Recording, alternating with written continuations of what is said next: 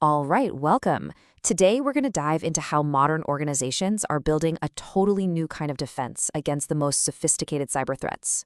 Forget just building firewalls. The real question is, what do you do when the enemy's already inside? So, it all kicks off with this number, 20%. Now, this isn't just some random figure. This represents the slice of cyber threats that your standard, everyday security tools will probably miss. And this, right here, is where the real danger is hiding. You've probably heard of the 80-20 rule, right? The Pareto principle? Well, here it is applied to cybersecurity. About 80% of threats are the common, noisy stuff your firewalls are built to catch. Yeah, we're not really focused on those. We're going after that other 20%, the advanced, the stealthy, and the incredibly damaging threats that are lurking just beneath the surface. So that's the real question, isn't it? How do you deal with this 20% problem? I mean, these are the threats that can sit on a network for months, completely undetected, before they cause catastrophic damage. Think about the Carabinec hackers. They quietly siphoned $1 billion from banks. Fighting that kind of threat requires a culture of readiness, and that starts with a whole new kind of professional. And that brings us to the threat hunter. Now, this is not your typical security analyst who's just waiting for an alarm to go off. A threat hunter's job is to start with the assumption that the defenses have already been breached. Their entire mission is to proactively, relentlessly search for those digital intruders who are already inside your systems, trying to move silently and avoid being seen. It's all about being active, not passive. But here's the thing, this kind of hunting isn't just random guesswork. It's not about just poking around the network hoping you get lucky. To do this right, organizations use a structured, really methodical approach. And that's what we call a threat hunting framework. And what's really crucial to understand here is that threat hunting, it's not a one-shot deal. You don't just do it once and you're done. It's a continuous, repeating cycle. It's a process of constant learning and improving, where every single hunt makes the next one that much smarter.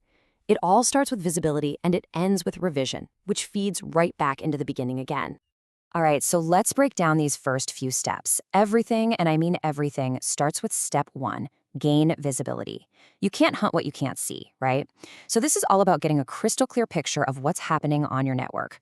Next is step 2, analyze intel, where you figure out potential attack methods.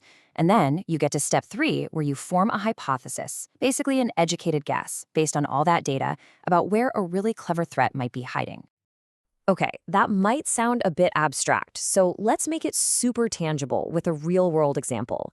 Let's say a hunter hypothesizes that an attacker is using a sneaky DNS attack to hijack web traffic, a technique known as DNS cache poisoning.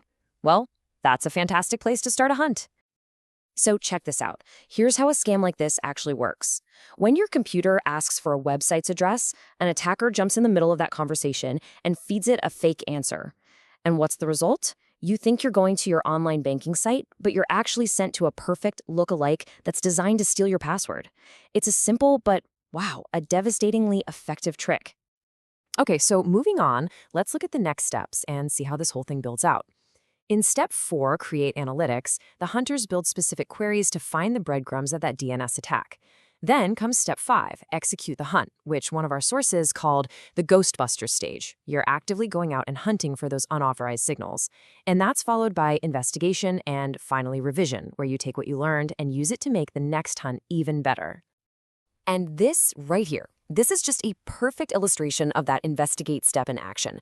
This is a real attack timeline. Now, look at those dates. The backdoor, the attacker's secret way in, was placed on the system in September 2018. It sat there, completely silent and undetected, until the hunters finally found it in June of 2019. That's 9 months. Just imagine what an attacker could do with that much time. This is exactly what threat hunting is designed to stop.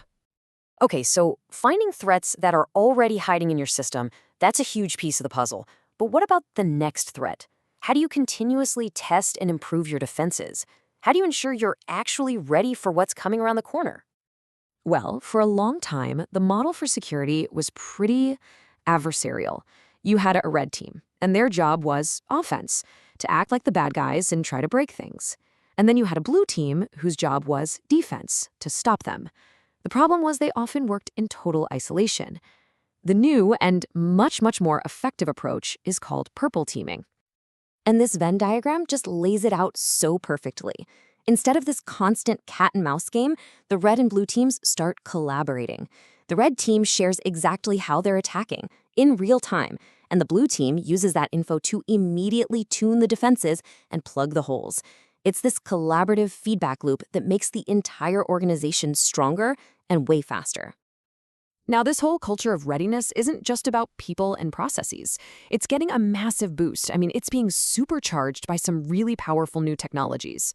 Specifically, there are two huge game changers shaping the future of defense: artificial intelligence and, of course, the cloud. Think about it. AI is just a massive force multiplier here. It can chew through data at a scale and speed that, well, no human team could ever dream of matching. It automates everything from sifting through endless logs to find tiny anomalies to grouping thousands of separate alerts into a single understandable incident. And that frees up the human experts to focus on the really critical stuff. And of course, we have to talk about the cloud. Because once your assets and your data are out there, readiness takes on a whole new meaning. You need a completely different playbook. You have to start with an assume breach mentality. You have to understand the shared responsibility model, knowing exactly what your cloud provider handles and what falls on your shoulders. It's a huge shift from old school on-premise security. And this right here shows that shared responsibility idea in action. It's like a relay race. The process starts with the cloud solution provider, the CSP. They detect something's wrong and start their response. But then they notify you. And at that exact moment, the baton is passed and your internal team has to be ready to take that handoff and run with it. All right, so after all that, what's the big takeaway? How do you actually start building this proactive culture of incident readiness where you work? It's really about a fundamental shift, moving from just passive defense to active, proactive hunting. It really all comes down to these 4 key pillars. First, stop just defending your walls and start proactively hunting inside them for that dangerous 20%.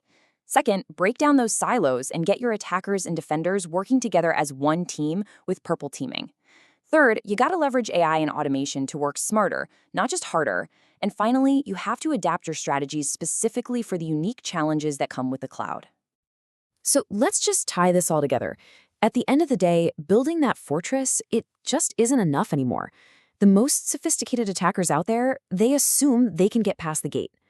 Real security today isn't just about trying to keep everyone out. It's about being ready to hunt down the ones who inevitably get in.